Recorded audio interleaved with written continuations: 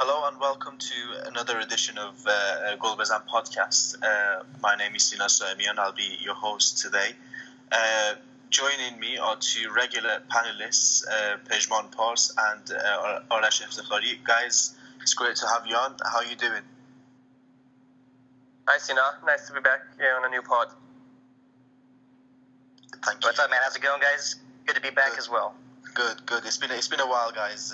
It's finally great to get another episode out there. As we all know, we played two games of the qualification for the 2018 World Cup in Russia. Two really important games against Uzbekistan and South Korea. I think they were always going to be decisive in terms of how we will look in the coming 18 months. In the qualification process, and I'll get right into it. Obviously, our first game was against Uzbekistan in October. We had to go away to play them. It's usually really tough playing away to Uzbekistan. But Pezhman, going into the game, what were your expectations of our away game against the Uzbeks? Well, I was more or less happy with a draw, to be honest. We've been struggling against Uzbekistan in away games before, although we won them the last time, if I'm not mistaken, like Kharat scored in the 90th minute or something, but it was a hard game. This game as well was really interesting because, in my opinion, Uzbekistan deserved maybe a draw because they were the better team, or at least they had more of the ball and more of the game. But what's really surprising is that they didn't manage to shoot a single didn't have a single goal-scoring opportunity against Iran. That's something that we have to consider and give a good grade to the Iranian defense and how Kairosh put down the team. So all in all, I'm really happy for the 3 points, and I'm kind of surprised that we didn't let in any goals, but that's just great. Arash, it was a really good performance in the sense that we were always, it was always going to be a difficult game. Uzbekistan were hoping for a win, of course, in their own backyard, but I thought it was a really great performance in terms of we dug out and we managed to get the win. And I think in comparison to the game against China, just before that, we were really disappointed in that game, and I think there was a lot of improvement in the game against Uzbekistan. But there was a lot of changes in the lineup, and it was sort of surprising for me, certainly, to see someone like Kuchan Nejad starting up front again. Milad Mohammadi certainly starting at left back, and we saw Ehsan Haj Safi playing in central midfield next to the young Saeed Zatulahi. What did you make of these changes, and did you think they really paid off, putting aside the result and concentrating on the performance? I like the lineup. I mean, I'll be honest, the very beginning I was looking at it, I probably questioned it a little bit, but I trust Carlos Queiroz. He's done a lot for Team Ali. I was right away comfortable with Milad Mohammadi. I remember when I was at the friendly match against Macedonia back in late May, early June, I saw him playing. He's an excellent left back, so that was good to see. I just think afterwards, after talking with some of my other friends about the match, a lot of people were quick to point out that Carlos Queiroz was resting some of his good players because of course 5 days later they would play against South Korea at Azadi Stadium. So I liked what I saw with the changes there. I think it was the team played well and the defense was solid. I mean, one thing about that game I'll say is that it's one of those typical matches where I couldn't sit down. I was pacing around because Iran was, holding on to a 1-goal lead. And, if they were to let in a goal late, that would have been really tough to swallow. And I think a lot of people said that the Uzbeks did not perform as well because they didn't have their normal captain, Odil Ahmedov. And he's a very good player. Server Jeparov was the captain instead. And when he got hurt, he had to come out. But right away, the Uzbeks had a spark from Alexander Gainrich. And overall with that game, I was glad. I was happy with the result. I mean, yeah, like people I mentioned earlier, a draw on the road would have been great, but the win, of course, is excellent, and just so glad they found a way to win. But like you said, though, sorry if I went off topic too much, but the players that were used in the starting lineup, yeah, I really like that lineup a lot. Pezhman, I want to bring two players in your attention in particular. One of them is Mehdi Taremi, who, as we followed the Persian Gulf Pro League in the last 18 months, has been prolific in that league, and he's scored many goals for Persian, he's playing up front. But in the last few games, he's been playing as a right winger, and playing on the left wing as well. I think it was the game against Qatar that he played there. And also, I want to mention again Haj Safi's performance in the middle. We've mentioned it a lot that we wanted to see him playing, given a chance in the middle of the park. What did you think of the performance of these two players in particular? Let me start off with Taremi. Taremi, I'm a fan of him, and none of his attitude, and none of all the strange things he's done with moving to Turkey and returning 1 week after. But his ability to see a goal-scoring opportunity and make the best out of it. For me, that's his best strength. And I don't think that he been given, in that game against Uzbekistan, a really fair chance to show that. So, in my opinion, I think he was quite poor in that game and didn't really manage to perform well. For me, to start, he's not even a starting player. I think at the best he could come in the last 10-15 minutes and do an impact as a striker, because that's what he plays in Persepolis. So Taremi, he would be really lucky if he will be able to join the squad for the World Cup, if Iran now goes to the World Cup. Because I think other players are better than him. But he's been effective. But then we have Haj Safi, who is an interesting player. He has so much potential, and maybe his year in Bundesliga or the second Bundesliga made him good, made him a smarter player. He left his position in the left and we came to the middle, which for me was kind of scary, because it meant that Milad Mohammadi would have to cope all alone on the left side. But I think the Ezzatullahi Haj Safi combination is interesting and can be much better. Haj Safi, although in my opinion he's still not the best defender, but he's a smart player and can be useful in many positions. So I'm happy that he performed well. But on the other side, I have to say, against Uzbekistan, a lot of the Uzbeks, every time the Uzbeks came to attack, they came from the Iranian left side. We were heavily exposed there, in my opinion, and we were, to be honest, quite lucky not to concede a goal, or at least make the Uzbeks more dangerous than they actually were. But in the next game, Milad Mohammadi really stepped up, and I think he did a great game. And maybe we'll see Haj Safi in the middle and Milad Mohammadi in the left for a long time. At least if they keep continuing this, we have like 10 years ahead of us with these two guys. Arash, Pezhman brought up a really good point that I've certainly noticed in the past 12 months, is that most of the threat from the opposition comes from the flanks. Of course, Pezhman mentioned the left side, but certainly the right side of our defence is a little shaky as well when we don't have the ball, when Ramin Rezaian is playing. How do you think we can solve this problem? Yes, I know we haven't conceded a shot on target in the past 2 games, but still, you don't want to let the opposition get in those dangerous positions. Do you think it's a matter of personnel and players that need to be changed, or is it a tactical issue that needs to be addressed by Kera, certainly going forward? You know, honestly, for me, it's a tough one to say, because whenever I watch, from all the times watching Team Elite, and you just mentioned about the attacks coming on the flanks, I feel like the way Carlos Queiroz has his defense organized is that they're maybe not too strong on the out. They're not too strong on the outside, whether it's the left back, or the right back sometimes on defense.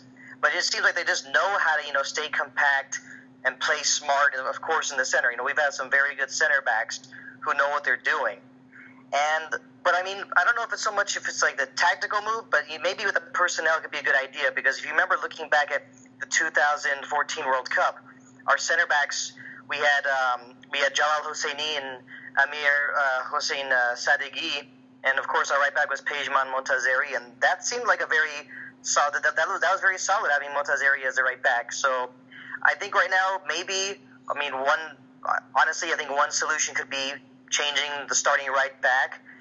But at the same time, what can I say? I mean, I'm not Carlos Queiroz. He has a plan, and Team LA seems to know what they're doing out there. I mean, it gets suspenseful when they have these, always 1-0 wins. Yeah, it's great.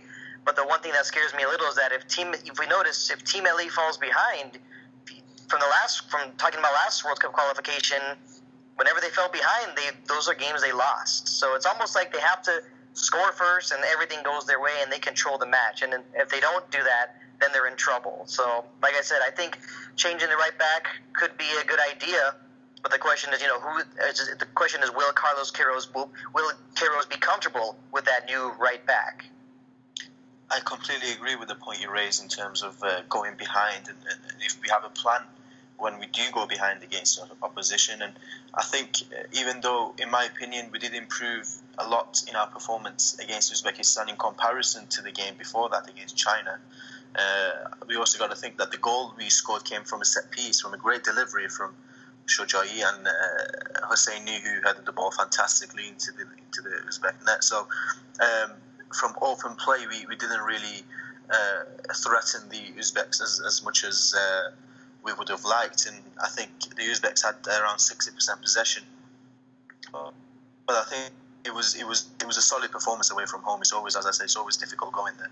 But moving on from the game against Uzbekistan.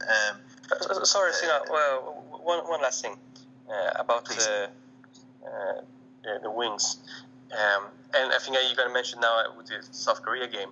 But I think whenever a team that will scout Iran well will easily notice our right and even our left wings are really not that strong. And I was kind of shocked that South Korea played such a poorly game, because they've been playing quite good actually. There are a lot of good players. I think with a good, strong team that can expose our wings, Iran will lose those kind of games. But we won't lose against these Asian teams. So I think it's important to not overestimate the Iranian team simply because they haven't lost in ages. It's simply because they haven't played teams that expose them from the wings. And hopefully Queiroz and the players can improve and maybe solve those issues too. That was just that. Of course, you brought up the game against South Korea, and that's what I was going into. It was a really, really important game for us, because although I think some people around the team really can play down the importance of the result in this game, but I think we all knew that a win in this game mentally would give us a massive boost going forward into the qualification. And at home as well, we had the advantage over the South Koreans, who I think haven't beat us in Tehran for over 40 years. So I was really positive, and I think the result and the performance was fantastic. I thought performance-wise, it was one of the best performances I've seen from Iran, especially when we had the ball, and it was really impressive. But coming into more detail in that game, we saw a lot of changes in the lineup from the game against Uzbekistan. I think it was a lineup that was expected against Uzbekistan, but as Arash mentioned, a lot of players were arrested in that game. So we saw Dejagah and Jahanbakhsh coming back into the team, but I was expecting Mohammadi to maybe drop off to the bench, but as left back again, with Hoysafi and Izzatullah continuing in centre mid. Arash, what did you think in South Korea, and were your expectations matched by the performance and certainly the result as well? Well, for my expectations, I just feel like going into the match that Iran had to win, because the pressure was on. They left Uzbekistan with 3 points, so surely they had to get the 3 points at home. Honestly, I was a little surprised. I mean, to me, the South Koreans have a very good roster.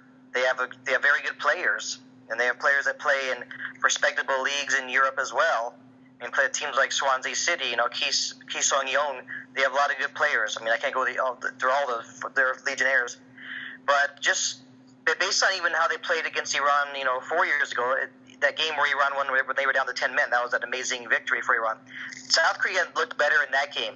But in this game, clearly Iran was the better side, and I was just naturally, a little surprised, because you expect so much from South Korea. They're a fast team. They're very effective on the attack, and when then reading the reports from even from a Korean news source, they were saying that they got outplayed all over the place by Iran, and naturally, of course, I'm really, really proud to read about that, because that was a huge win, and I liked what I saw there.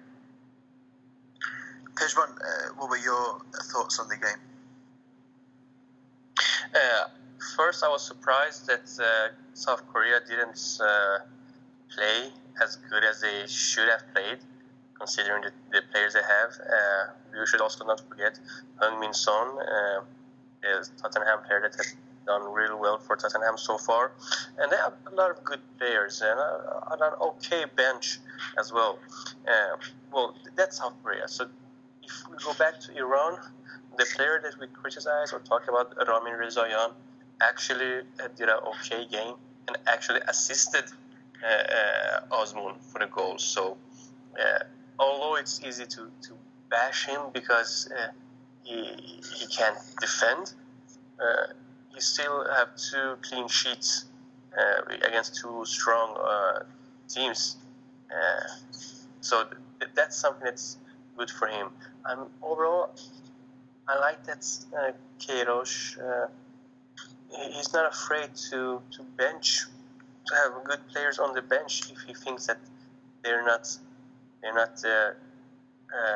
correct players for the starting 11. Like Masoud, he played against Uzbekistan, which was for me surprising, and he was even the captain. And for the South Korea game, he wasn't there, so it's interesting. One thing that's I can't keep that I always think about is the goalkeeping situation. Of course, I think Beraman is now the right choice, because Hariri haven't played for ages in any club, so I don't know. He should really get an agent or stop being whatever kind of stupidness he's doing. But Beraman didn't have anything to do in 2 games, but I think it was 1 or 2 situations, because he felt that he didn't have anything to do, that he went out and did some stupid boxing and did out and wanted to take the ball, but didn't communicate with the defenders. If those mistakes happen and the ball will lead to a goal, it's definitely on him. I think he still does these stupid mistakes too often. It also happens in the league. I don't know why he does it, because he's a tall player. He thinks that he can go out and take the ball every time, or maybe because he's so bored, he has to show himself and be active, but he makes the wrong decision too often. So for me, we'll still have a goalkeeping issue. I was definitely going to bring up the goalkeeping issue, but the point that I wanted to raise was, Pezhman, you said we shouldn't overestimate the players that we have and the team that we have. But Arash, I'm going to come to you with this one. Do we overestimate our opponents as well? I mean, of course, South Korea are a great team, but this is a team that drew 0-0 against Syria and conceded 4 goals against China and Qatar. So if we had ended up drawing at home against this team, who, let's be honest, aren't hitting the form that they should be, Should we have been disappointed, or now that we've won 1-0, should we just be, not overexcited, but just remaining positive and satisfied that we got the job done, but it was nothing special? Yeah, I like the last thing you said. Remain positive. Keep the positive energy, and don't act like you just defeated a South Korea team that just placed third place on the World Cup. I mean, because you're right. Their defense has not been impressive lately, and sometimes sometimes we do get into a habit of overestimating opponents.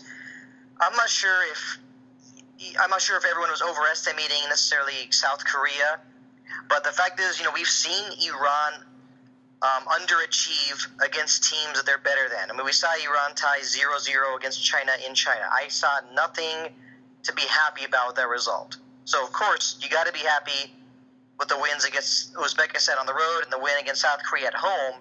But stay positive. Be humble, something that Carlos Queiroz has said before, but don't act like the job is done. Pezhman, Arash made a really good point in mentioning that 0-0 against China, and I think when you compare that game to the game against South Korea, it really shows the difference in performance and the way we approach the game when we play against better opposition. Do you think that is a concern, certainly in the Queiroz era since 2011, that we really fail to take the game to opponents that aren't necessarily up to our standards and are happy to just sit back and get a draw? What do you think? Good points. Iran have had this problem for a while now, and Queiroz style of tactics, or the way he likes to play, it really doesn't suit to play against weaker teams, so to speak. So that's an issue that we have for a long time now, and it's really hard to do something about that. I don't know. Iran have played some really good games against weaker teams and being really cocky and just going for the early goal and more or less killing the opponents in the first half. But I think the next game that Iran have against Syria, it will be a game that Iran will struggle. Not struggle to actually play good football, but struggle to score.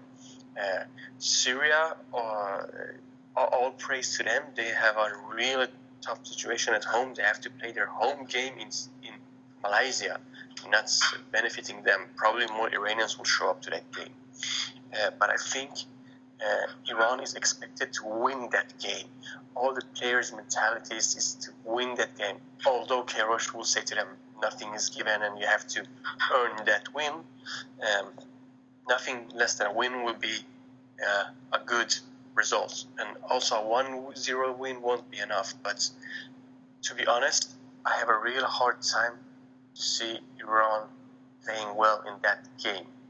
I believe also even in a draw, because every time we get so excited about Iran playing good, they choke big time. So we'll see how the Syria game will show how they cope with winning two important games. Arash, I think this is a real concern, the consistency of results and performances. I mean, even the game against Qatar, if you put aside the added the 90 minutes was certainly, in my opinion, was really rubbish. I think we were really poor in that game as well, performance-wise. And if it wasn't for the mistake from the Qatari keeper, the game would have probably ended up as a 0-0. But how do you think we should approach this problem that we have in terms of playing against teams that we should be expected to win, yet we go to the likes of South Korea and even Japan in a friendly a couple of years ago and play really well and most of the times come out with the 3 points? How do you think we should change our approach to the games against the likes of China and Syria and Qatar in comparison to the likes of South Korea? That's tough. We've been seeing, not to say that I don't want to have every one of my answers just be like that to start off, but It is difficult. We've seen this a lot from past World Cup qualifying campaigns. I mean, even drawing 0-0 against Thailand in Bangkok, for the 2002 qualifying. I remember being furious about that. You can't just sit. It's hard to say, how you're going to change the approach. I just think what needs to be done is the mindset has to be that every opponent you play is going to be tough, and you got to play to win no matter what. You can't just go and start a game saying that let's just keep it 0-0 for a while and see where it goes. I just think the reason why the game at Syria will be tough is because, one, the pressure on Team LA is going to be immense. After beating Uzbekistan on the road and South Korea at home, everyone's expecting an easy win against Syria. I don't like that game. I don't like going into that game because, like we mentioned, the pressure. All the pressure's on Team LA, and this match is going to be played in Malaysia. I don't understand what the Asian Football Confederation is doing. Do you think that's a really poor mentality to approach the game with, having had 6 points from these two difficult games, going into a game that we should be getting the 3 points? Do you think that's a sense of complacency going into the game that could possibly cost us? It can. I just believe that. I just feel that they have to, play all opponents the same way. I feel like maybe sometimes when they play against certain teams when they play certain teams from the Asian Football Confederation, sometimes the teams they play against, they just find themselves getting frustrated and they start, having things like self-inflicted wounds. So I think that right there is, to me, is the reason why Team LA struggles against weaker oppositions. I feel that as long as they go in there with their best players available and they have their plan and they execute, I think they'll be fine. But like you saw in the match against China, they were the better team. They were controlling the ball, but they didn't create very good chances. And you saw Ali Reza Jahanbakhsh just totally sail the ball high over the bar when he had a really good chance to score. And you see him score goals for AZ Alkmaar numerous times, and he suddenly just looks different playing for Team LA. Pezhman, having heard the points that Arash raised, what do you think in regard to this issue? Do you think it's a matter of the tempo of the game and the tactical approach to each game that really makes a difference, or do you think it's the mentality that really dictates the result of the game when the final whistle is blown? I think a combination of both, maybe, but maybe less the mentality nowadays. There aren't any weak opponents in Asia anymore. There are tough games, even if Iran is expected to win against maybe Kuwait and Arab Emirates. We've seen Iran struggle against those teams. So it's not that easy. But I also believe in what you said in the beginning of your question, that maybe it's due to tactics, maybe it's due to that opponents slowed down the game. But let's be honest, Iran isn't like a super tiki-taka kind of team, or Iran isn't a really fast team. They do some good counterattacks against really good teams, but you can't do counterattacks against teams in which you have the ball all the time. So it's really hard, because sometimes against these teams Iran plays really good, and sometimes Iran struggles. It's hard to see a consistency in these kind of games. The Iranian mentality maybe is up there. I really don't know. So I'm glad that Iran won those two games against Uzbekistan and South Korea, and also the game against Qatar, although it was a mistake. At the end, it's the 3 points that matters. My final question to you guys is that we played against South Korea in our final group game in 2013 when we qualified for the 2014 World Cup in that famous 1-0 win. Since then, how do you think Queiroz and Team LA have improved or gone back, in your opinion? How do you think the changes have been? Is it as you would have expected it to be, with a lot of younger players coming in, or are you slightly disappointed with the changes so far? Arash, I'm going to come to you with this one first. I'm satisfied with what I've seen. What I really like from Carlos Queiroz is that he's bringing in a good flux of young players for the future. I mean, we've seen players that are getting older. That's time for them to go. We've seen Javad Nekunam retire. Andronik Teimourian still playing for Team LA, but lately he's played less for Team LA.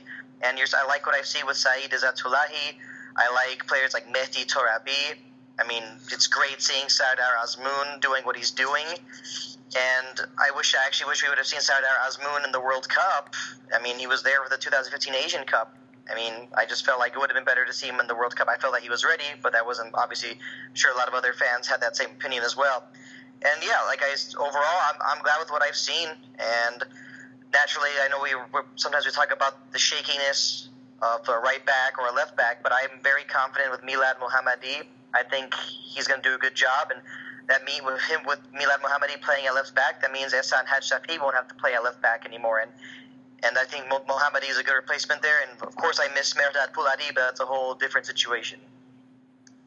Pezhman, I want to know your thoughts about the same issue, and also how much of an indication do you think the result against South Korea was in terms of our qualification process, and how, if we are on the right track, and if we, dare I say, almost have a foot in Russia?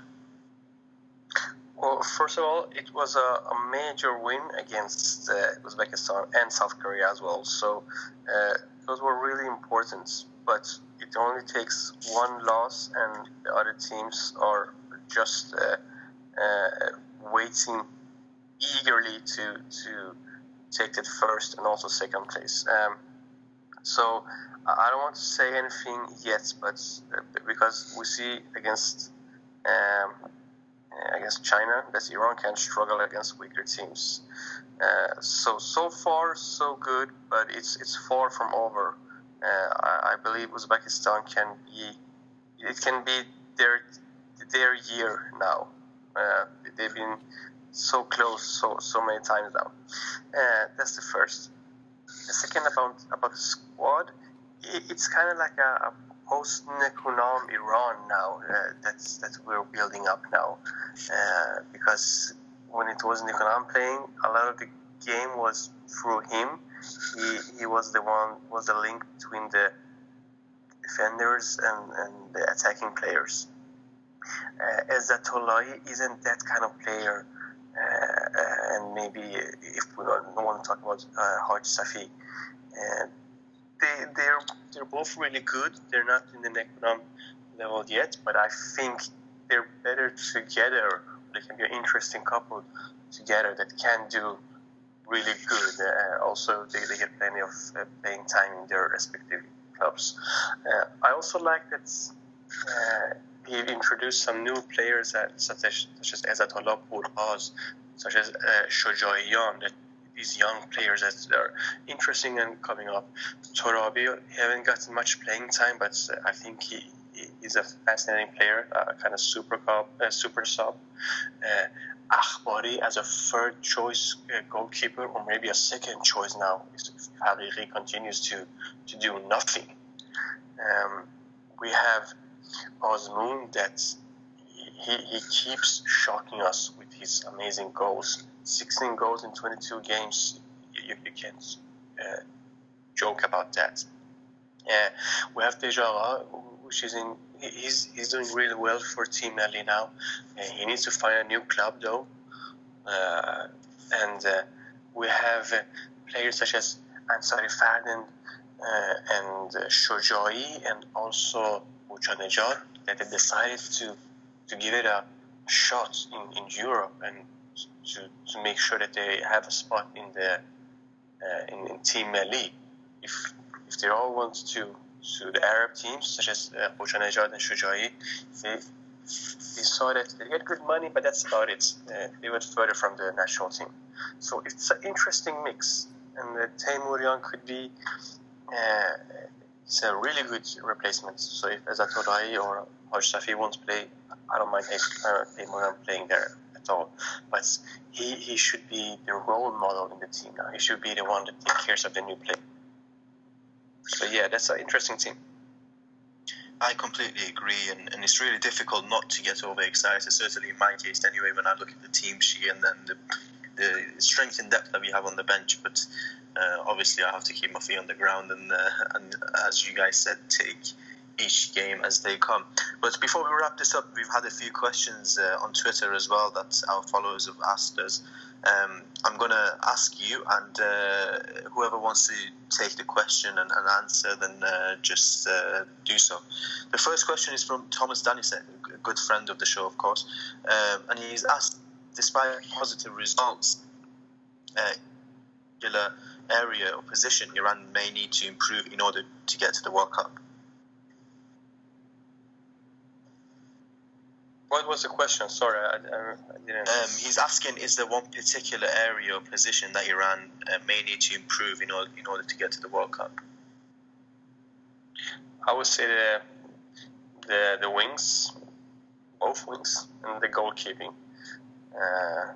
Iran, wings, do you mean the fullbacks, or just the way we're playing down the flanks and the gaps that they are down our right and left side of defense? Yeah. I mean the fullbacks, when the other teams are attacking, we still let them through quite easily, and that's something that I think Iran really needs to work with. Both Rezaian and Mohammadi are still kind of young, or at least new to the national team, and they need to get more experience and be a lot tougher and better defensively. In the defense. Arash, what do you think? I mean, there's been a few problems with our number 10 in the last few years, and we failed to find a real number 10. But what is your opinion on this? What do you think? What area and position do you think we need to improve if we want to get to the World Cup? Well, like what was just mentioned, you want to make sure your goalkeeper is solid. I mean, I like Beiran Van. He can be a risk taker sometimes, so that right there might get some Team Ali fans a little worried. But I think I gotta go with. I would say right now, I would think it would have to be more just right back. I mean, I'm comfortable so far. I like for me, it's have to be right back and left back. I mean, like I said earlier, I'm comfortable with Milad Mohammadi. I mean, I like Ramin Rezaian too. I'm not trying to be just Mr. Positive, Mr. Optimistic every time, but I like Rezaian. But I think right back is a position that we need to take care of first and foremost. The second question we have is from Juventus LA Fan Club, and they're asking, why do we still struggle to get good friendlies when it matters? It helps our performance to play qualified teams. I'm guessing teams that qualify World Cups, and this is an issue that we could have several podcasts on this matter. But I just want to briefly answer the question. Well, I can take it very shortly. Oh, sorry. Arash, do you want to take it? Okay. Oh, yeah, I'll just go ahead and say. Yeah, you do. Well, this has been a problem for a while, and for a long time I was annoyed by it, but I got over it a long time ago. I mean, how could you keep getting annoyed when the same thing happens? I mean, recently a friendly match with Iraq just got canceled. I mean, I think years ago a friendly match got canceled with the team called Euskadi, the Basque national team, and that's a team that's not even a FIFA member or even a UEFA member. I mean, things just don't seem to work out. There's some things I'm not sure I really want to say. I just think for some reasons outside of football, some friendly matches seem to get canceled, and it's just something that Team Ali fans have to deal with. I mean, it's nice to get a friendly. Usually we seem to be able to get friendlies against teams like Azerbaijan or Kuwait, and other teams from the Persian Gulf. And you just take what you get some preparation, test some of the young guys, and that's it. Well, yeah, and also it's really easy. We have a federation that is not filled with people who are competent enough, and then they don't take the right choices for the national team, and also teams don't want to play against Iran because first of all they don't want to travel to Iran. Secondly, inviting Iran is like really a struggle. We just saw that in the last year when Sweden invited Iran, and it had a really hard time just organizing a friendly game with Iran. Nothing is as it's supposed to be, and maybe we are used to it, but it's still a shame that it's like that. So that's our simple answer, that we don't have a good federation that can handle these kind of questions. That's why we barely struggle to play any good friendlies at all. Certainly, I agree with you guys. It's a matter of mismanagement, which has cost us a lot in the last few decades. But our final question comes from Baba Gol, and they're asking, against Korea, we finally saw Iran playing attractive football in parts. What does Karish need to do so we'll see it more often? You should play Korea more often because they have a good track record. But it's really hard. It's really hard. Do you think the fact that more of the older players have not been playing, there's more energy into the side, especially in midfield, which means we can pull into the game and we can move the ball around a lot quicker? Do you think that's a factor, or is it just the fact that we played against South Korea, it was at home and we had to take control of the game? I mean, sure, that could be one of the factors, but don't forget, Ezatollah, he gets a yellow card a little bit too often. He gets overplayed every now and then, and although he's a good player, he's still a young player, and he's not the one that we should lean back and make sure that he takes us to the World Cup. I think I have to go with Arash here with the positive thinking. After all, these are 11 players. Even if you play against the best team in the world, they're just 11 players. You can be good at a certain level, but the mental part is super important. And it seems that the mental part that the Karish have been working with have gone quite well. And that's something that can be important for Iran to keep playing good. Arash, what are your thoughts on this matter? Yeah, I like the question. I like what you mentioned. I think it's a combination of both. I think let's face it, Azadi Stadium. When Iran's playing at home in Azadi Stadium, I mean, lots of times you see them as a completely different team. I mean, the energy's there. It's just they feed off the energy from that loud crowd. That's they're so much fun to be a part of. And of course, bringing in the younger players, that right there is a huge key as well, because we've heard Iranian football fans talk about playing football at Ghairat. You're playing for your country. You're playing hard. You're playing to win. And I think that it is good to see the young guys in there, because some of them they don't know if they're gonna always be called up every time a World Cup qualifier comes along. And I think that's a huge part of it. Okay, thank you guys, Arash and Pezhman. Thank you very much for your contributions. It's been a great chat. We will be back ahead of the next round of the qualification for the 2018 World Cup, which will be mid-November, if I'm correct, and we'll be playing against Syria away in Malaysia, and we'll be previewing that game closer to the time. But if you have any comments or questions, please do tweet us at Golbezan, and that is Golbezan. Thank you for listening. Until then, goodbye.